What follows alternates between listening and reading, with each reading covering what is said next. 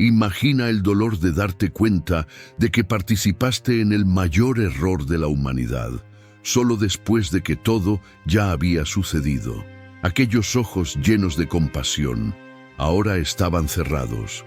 El cuerpo ensangrentado colgaba sin vida, y el silencio que siguió a su última palabra gritó más fuerte que cualquier multitud. El Hijo de Dios fue asesinado, y nadie intentó detenerlo. Fue ahí, en el Gólgota, donde el cielo se oscureció como señal de luto. La tierra tembló de dolor, y el velo del templo se rasgó como un grito divino, desgarrando el corazón de una religión vacía. Era como si el mismo universo reconociera aquello que los hombres negaron hasta el último segundo. El Mesías había sido crucificado delante de todos, y nadie lo notó, hasta que ya era demasiado tarde. Pero en ese instante, algo cambió. El soldado que lo hirió recapacitó. El pueblo que se burló de él comenzó a llorar.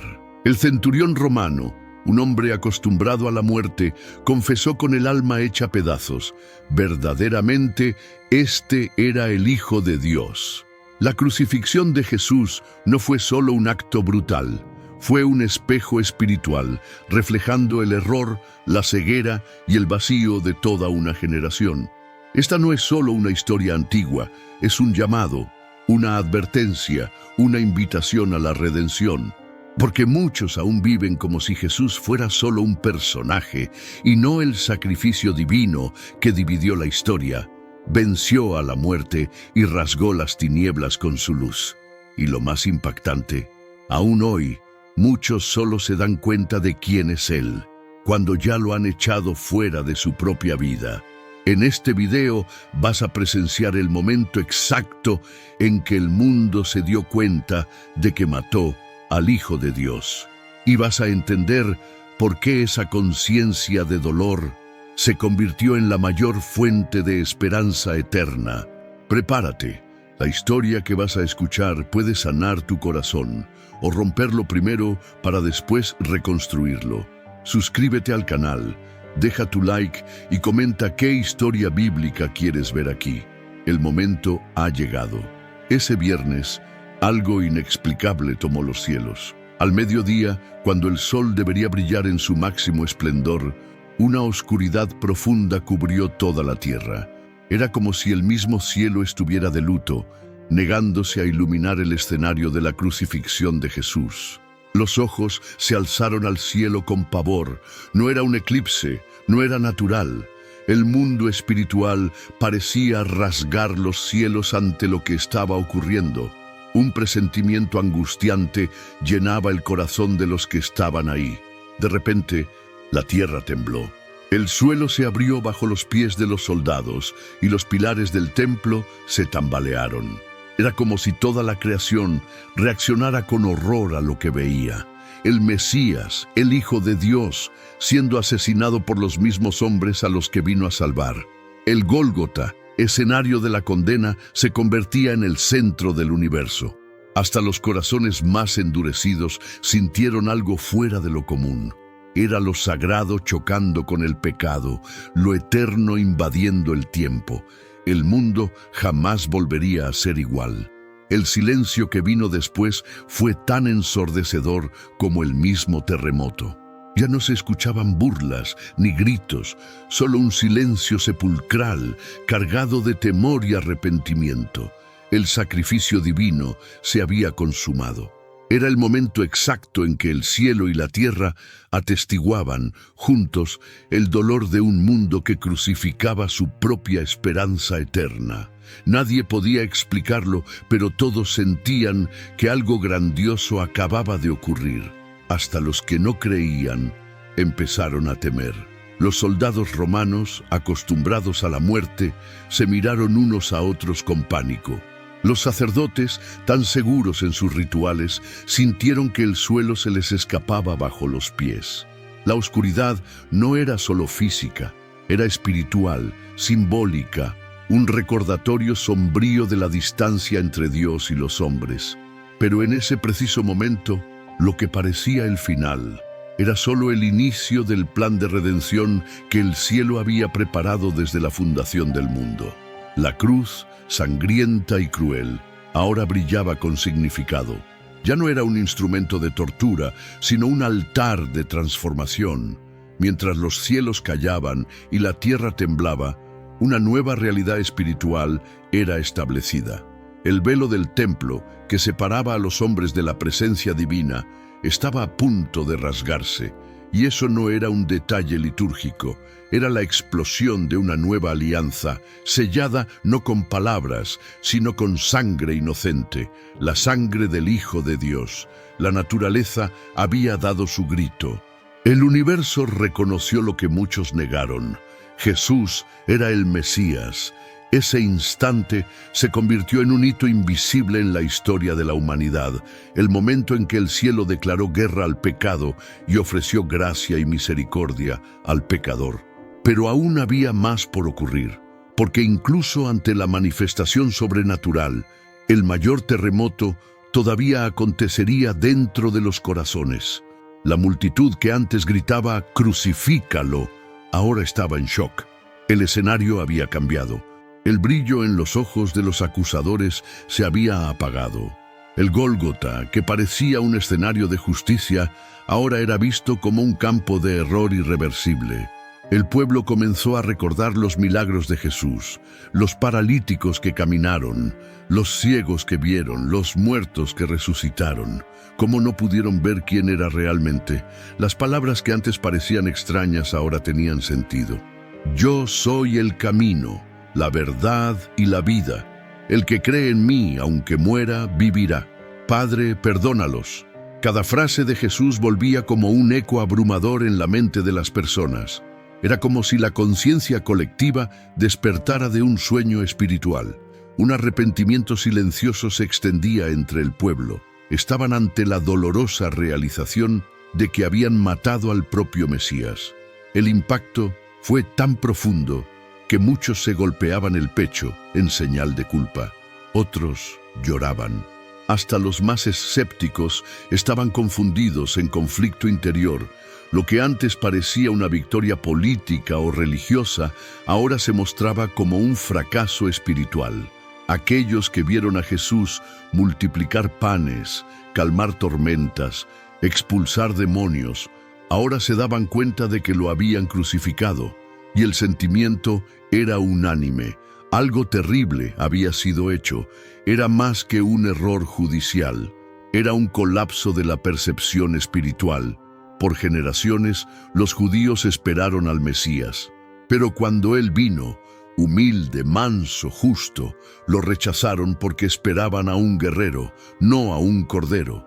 El corazón del pueblo estaba tan endurecido que la fe cristiana apenas comenzó y ya nació con sangre. Pero esa sangre no clamaba por venganza, clamaba por perdón. El remordimiento colectivo comenzó a dar paso a la desesperación. ¿Cómo reparar algo tan grave? ¿Cómo revertir la muerte del justo? Pero ahí, en ese dolor, nacía una semilla de transformación. El peso de la culpa se volvía un portal hacia la redención, y Jesús, aún en silencio, seguía predicando. Su cruz era ahora un púlpito, su sangre, una carta escrita con amor, y el dolor del pueblo, el primer paso hacia la esperanza eterna. Ese despertar espiritual era solo el inicio. Algo mucho mayor aún estaba por suceder, porque el lugar de la condena estaba a punto de convertirse en el símbolo más poderoso de la fe cristiana. Pero para eso era necesario entender que la percepción no bastaba. Era necesario arrepentimiento, y ese arrepentimiento sería sellado en un lugar que antes simbolizaba vergüenza: el Gólgota. El Gólgota era conocido como lugar de la calavera, un monte seco, sombrío, desde donde se podía ver Jerusalén. Era un sitio de condena, donde los criminales encontraban su fin. Pero ese día, con la crucifixión de Jesús, el Gólgota cambió de significado. De lugar de muerte, se convirtió en el mayor símbolo de vida y transformación espiritual. Ahí, Donde reinaba la vergüenza, nació la redención eterna. La cruz, hecha para humillar, se volvió trono.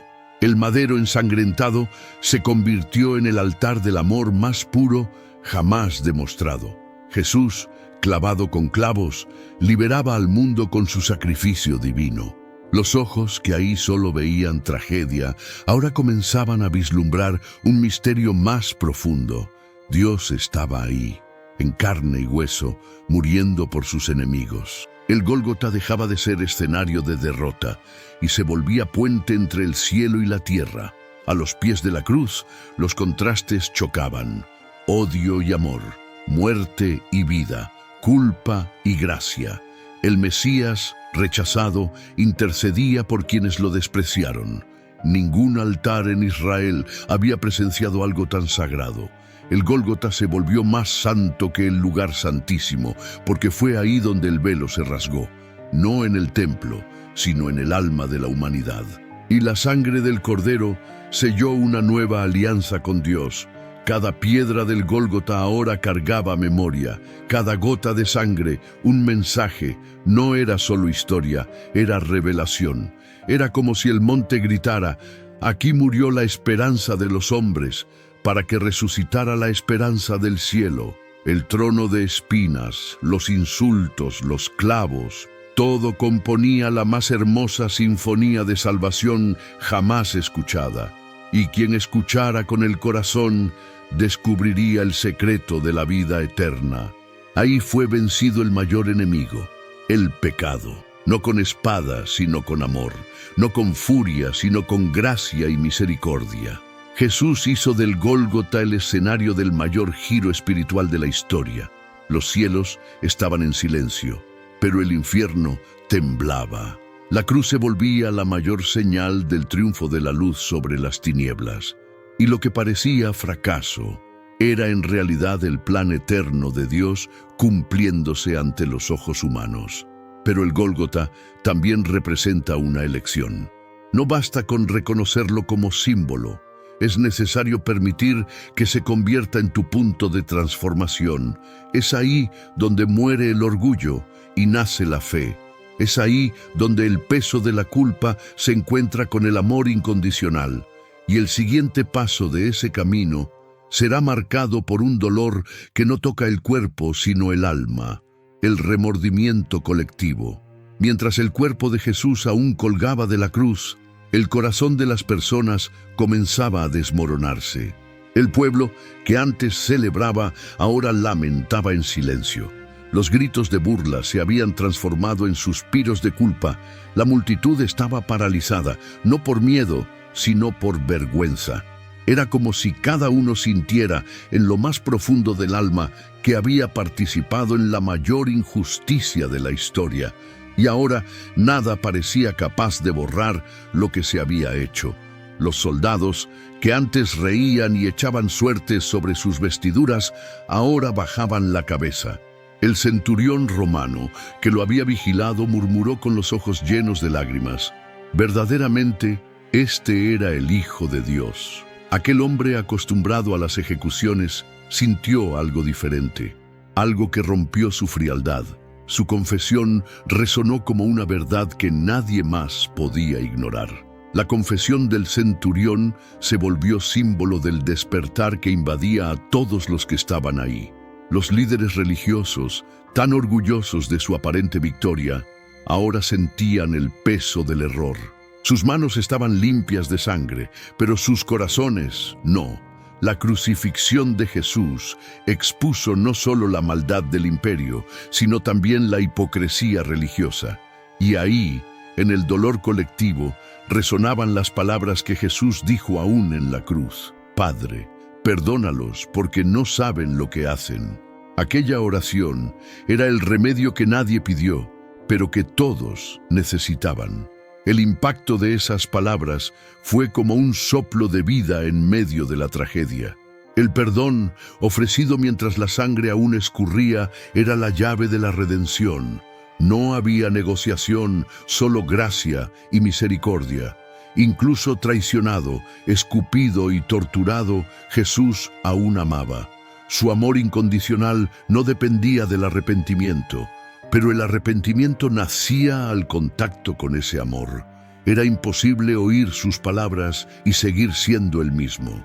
El dolor que cubría el Gólgota ahora tenía nombre: remordimiento colectivo. No era una emoción superficial, era un quebranto profundo que llevaba a la reflexión. Cada lágrima derramada ahí cargaba el peso de la culpa y la esperanza del perdón. Era el inicio de una revolución interior. Lo que comenzó como ejecución terminó como invitación a la transformación espiritual. La cruz, ensangrentada, ahora apuntaba hacia una vida nueva, y cuando el velo del templo se rasgó, quedó claro que el acceso a esa nueva vida estaba disponible. El dolor daba paso a la posibilidad de una relación con Dios. Lo que separaba al hombre de lo sagrado había sido removido, pero para muchos lo que sucedía ahí seguía siendo un misterio, y la respuesta celestial a ese arrepentimiento vendría con una señal poderosa: el velo rasgado. Un nuevo tiempo estaba por comenzar. En el preciso momento de la muerte de Jesús, algo sobrenatural ocurrió en el corazón del templo en Jerusalén. El velo del templo, grueso e imponente, que separaba el lugar santo del lugar santísimo, se rasgó de arriba abajo. No fue una simple grieta, fue una declaración divina. La barrera entre Dios y el hombre fue eliminada. Aquello que durante siglos limitó el acceso a la presencia de Dios, ahora estaba abierto para todos. Un nuevo camino había sido creado, directo al corazón del Padre. Ese velo representaba el antiguo sistema, donde solo el sumo sacerdote, una vez al año, podía entrar ante la gloria de Dios. Pero con la crucifixión de Jesús, Él mismo se convirtió en el sumo sacerdote eterno. Su sangre no era la de machos cabríos ni corderos, sino el sacrificio divino, puro y definitivo. La antigua alianza basada en la ley daba lugar a la gracia y la misericordia. Ahora, cualquier persona, pecador o justo, podía acercarse con fe. La nueva alianza con Dios no estaba escrita en tablas de piedra, sino en el corazón quebrantado. No dependía de méritos humanos, sino de la obra consumada en la cruz. Y ahí estaba la invitación: entrar, sin miedo, en la presencia del Creador. Jesús se convertía en el puente, el mediador, la puerta. Lo que era imposible ahora era realidad. Ya no se trataba de religión, sino de relación con Dios. Una relación viva, íntima, constante. Ese rompimiento del velo no fue solo simbólico, fue espiritual y eterno. Representaba el fin de la condena y el inicio de la esperanza eterna. La sangre de Jesús, derramada ahí en el Gólgota, clamaba por reconciliación, y el trono de juicio se convertía en trono de gracia. El Dios que antes parecía lejano, ahora se mostraba accesible. No era necesario ritual, ni mérito, solo fe. Fe en un amor que se entregó. Con el velo rasgado, todo aquel que carga con culpa, dolor o dudas, tiene libertad para acercarse. El velo ya no existe. La voz del Salvador resuena: vengan a mí todos los que están cansados y cargados. Esta invitación atraviesa los siglos. Es personal, directa, urgente, y el arrepentimiento sincero se convierte en la llave para esta nueva realidad. Una realidad donde la fe cristiana no es doctrina, es vida, es comunión. Pero aún quedaba una revelación por venir, porque la cruz no era el punto final, era el punto de giro. Y mientras el mundo lloraba la muerte del justo, el cielo preparaba un nuevo amanecer. La siguiente escena no estaría marcada por el dolor, sino por la gloria. La resurrección estaba en camino, y con ella la mayor señal de que la muerte no venció, porque la luz vencería a las tinieblas para siempre. El mundo estaba en silencio. El cuerpo de Jesús había sido sepultado. El cielo aún parecía cubierto de luto, pero en lo invisible algo grandioso se movía. El infierno celebraba su supuesta victoria. sin saber que estaba a punto de ser derrotado. Al tercer día, la piedra fue removida, no para que Jesús saliera, sino para que el mundo viera. Él ya no estaba ahí. Él había resucitado. La resurrección de Jesús no fue solo el retorno a la vida, fue la prueba suprema de que el amor venció a la muerte. Nada podía retenerlo, ninguna tumba, ningún imperio, ningún pecado. Con eso, Él no solo resucitó, Él resucitó la esperanza eterna. Lo que parecía el fin de la historia se reveló como el comienzo de una nueva creación. El sacrificio en la cruz ahora cobraba pleno sentido. Era el camino hacia la vida que no termina. Los discípulos, antes escondidos por el miedo, se convirtieron en testigos valientes. Sus vidas fueron transformadas por el Cristo vivo. Tocaron sus heridas, escucharon su voz, vieron con sus propios ojos el triunfo sobre la muerte. La resurrección no era una metáfora, era un hecho, y ese hecho cambiaría el destino de la humanidad. La desesperación del Gólgota ahora daba paso a la alegría de la tumba vacía. El mismo Jesús que lloró, que sangró, que murió, ahora se presentaba en gloria. Pero no como un juez vengativo, sino como la expresión viva del amor incondicional de Dios. Su primera palabra a los discípulos fue paz, no reprensión, no acusación, paz. La gracia y la misericordia aún fluían, ahora con aún más poder. La fe cristiana surgía ahí, no desde un trono, sino desde una tumba abierta. La resurrección inaugura una nueva era. Ahora, todo aquel que cree en Jesús tiene acceso a la vida eterna, ya no como una promesa lejana, sino como una realidad presente.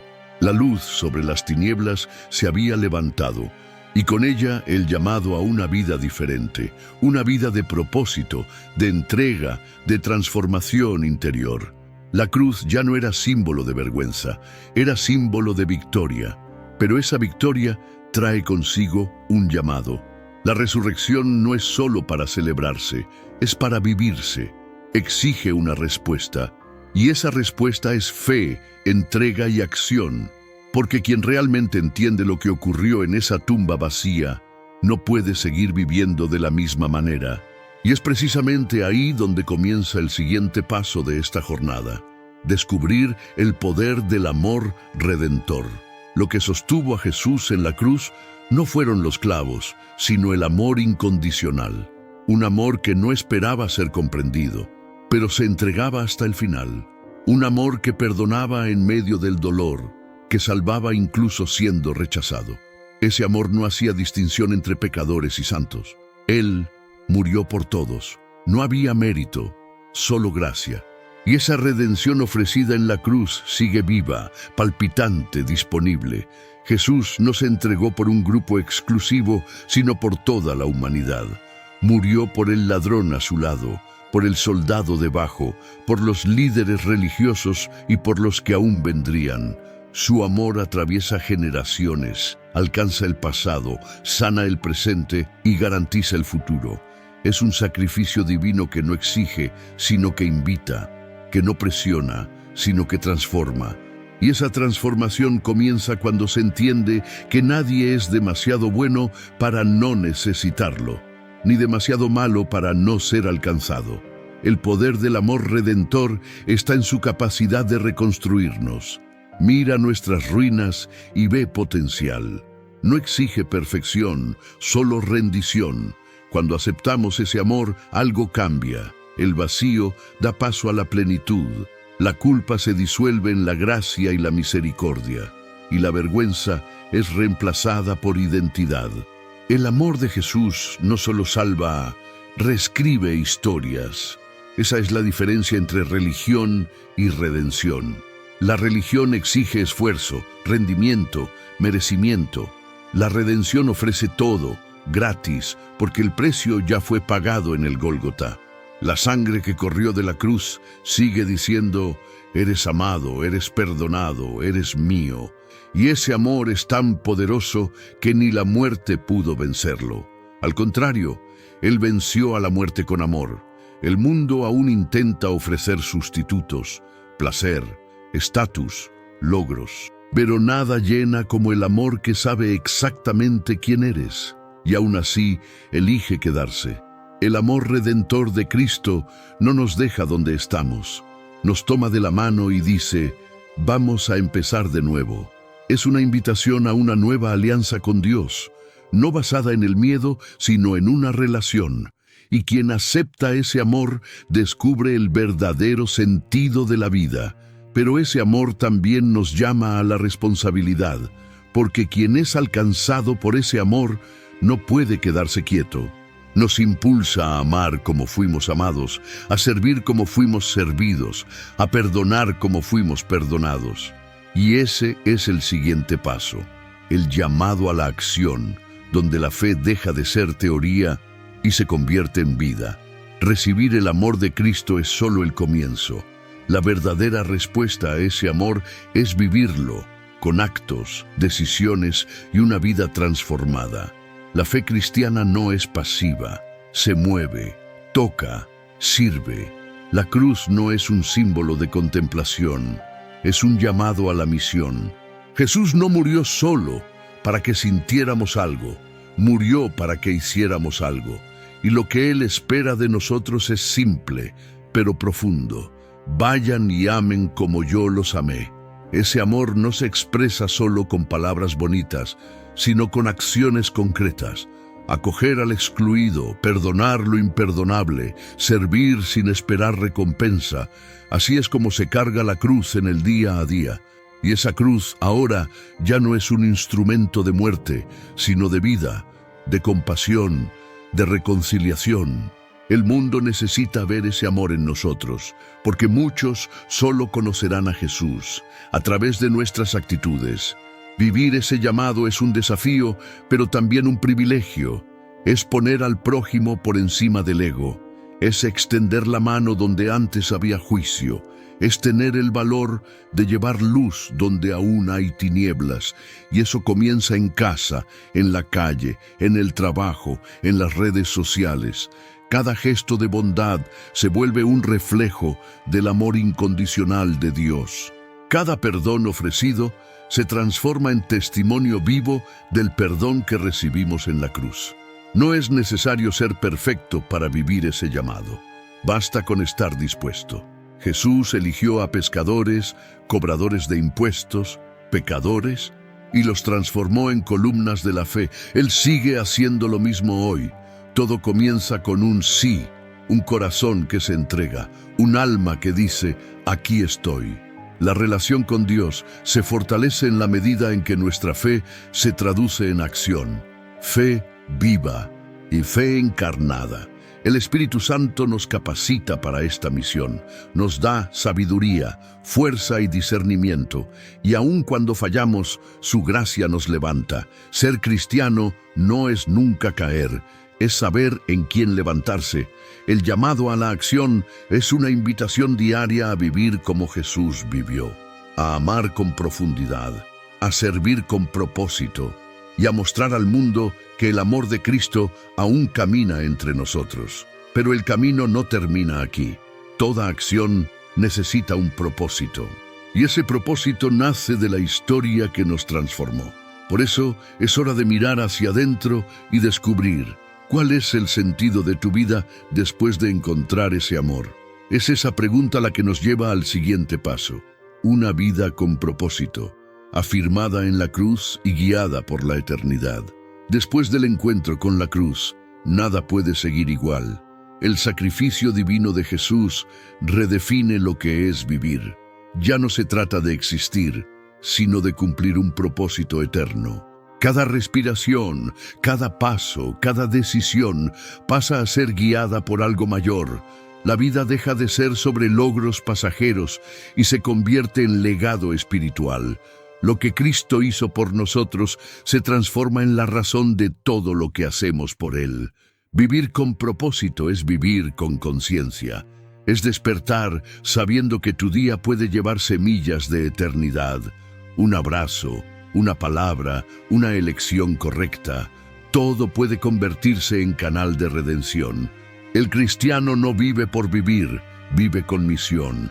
Y esa misión comienza con un corazón agradecido que nunca olvida el amor incondicional recibido en el Gólgota. Gratitud que se transforma en acción. El propósito no se trata de hacer grandes cosas. Se trata de ser fiel en las pequeñas. Es elegir servir incluso cuando nadie lo ve.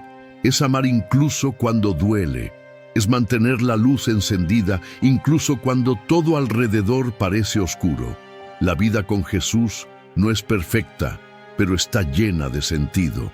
Y ese sentido nace de la certeza de que estamos conectados a una relación con Dios, que nos guía día tras día. Los discípulos cambiaron el mundo no con fuerza, sino con propósito. Sabían lo que habían visto, sabían lo que habían recibido, y decidieron vivir por eso hasta el final. Nosotros estamos invitados a hacer lo mismo. El tiempo que tenemos aquí es breve, pero los frutos de una vida con propósito son eternos. La fe cristiana no es una carga, es un privilegio, una jornada que vale cada paso. Pero el propósito exige decisión. No basta con sentir, hay que elegir. Elegir el camino estrecho, elegir la voz de Dios en medio del ruido del mundo, elegir confiar, incluso sin entender, y esa elección debe renovarse todos los días. Una vida con propósito es una vida de entrega constante, una vida guiada no por el miedo, sino por la esperanza eterna que brotó de la tumba vacía. Y es precisamente esa esperanza la que nos sostiene cuando todo parece derrumbarse. Porque saber que hay un propósito mayor nos da fuerzas para continuar. Pero ¿qué pasa cuando el camino se vuelve difícil?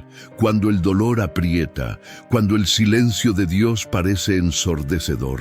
Es en ese punto donde la fe se vuelve más preciosa. Y de eso hablaremos ahora. La confianza en tiempos difíciles. La cruz no elimina el sufrimiento, pero transforma la manera en que enfrentamos el dolor. Después de la crucifixión de Jesús, los discípulos aún enfrentaron persecuciones, prisiones y hasta la muerte. Pero había algo diferente en ellos: confianza, no basada en las circunstancias, sino en la certeza de que el Mesías venció a la muerte. Si Jesús venció, entonces nada puede separar a los que lo aman de la vida eterna. En los momentos más oscuros, el cristiano recuerda que el mayor dolor del mundo ya fue sentido por Jesús. Él sabe lo que es ser traicionado, humillado, despreciado. Y aún así, permaneció firme por amor. Eso nos inspira a continuar, incluso cuando todo se cae. La fe verdadera no niega el dolor, pero camina con esperanza en medio de él. Y esa esperanza tiene nombre: Jesús, el Cristo resucitado. Confiar en tiempos difíciles es recordar lo que Dios ya ha hecho. Es mirar la cruz y saber, si Él hizo eso por mí, no me abandonará ahora. Es reconocer que el silencio de Dios no es ausencia, sino preparación. La relación con Dios madura en los desiertos, y la gracia y la misericordia se revelan de manera más profunda cuando todo parece perdido. La cruz prueba que incluso la mayor tragedia puede generar redención. Cuando todo falla, la cruz permanece. Es el punto de equilibrio, el lugar donde encontramos refugio. Jesús no prometió una vida fácil, sino una presencia constante. Y esa presencia sostiene, consuela, guía, fortalece. No somos guiados por las emociones del momento, sino por la fe cristiana que se ancla en lo eterno. Y lo eterno no se sacude con el caos del presente. En esos momentos vale la pena recordar, el velo fue rasgado. Eso significa que podemos correr a la presencia de Dios en cualquier momento. Podemos llorar, clamar, guardar silencio. Él escucha, y más que escuchar, Él entiende. Porque el mismo Jesús que resucitó sigue intercediendo por nosotros. No es un Dios distante, es Emmanuel, Dios con nosotros, incluso en los días de angustia.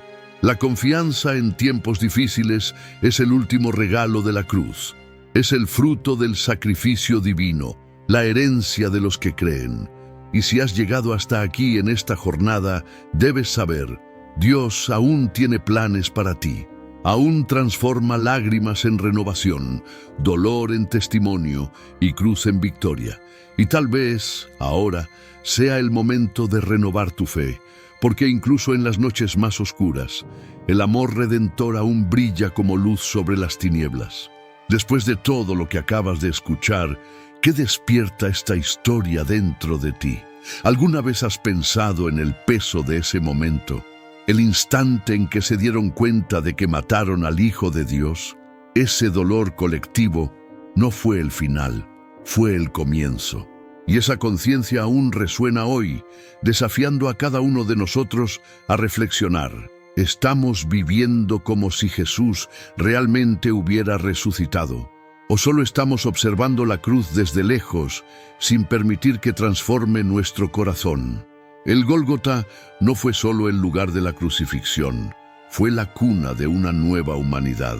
Allí nació la esperanza eterna, cimentada en el perdón, la gracia y el amor incondicional. Pero la pregunta que queda es, ¿qué harás tú con este mensaje? ¿Lo guardarás como una buena historia bíblica? ¿O permitirás que reescriba tu propia historia, dándote un propósito real y una relación verdadera con Dios? Si este mensaje habló a tu corazón, no ignores ese toque espiritual. Vuélvete al Señor, comienza de nuevo. La fe cristiana no es para los perfectos, es para los dispuestos. Cristo está vivo y su victoria también es tuya. Abre tu corazón.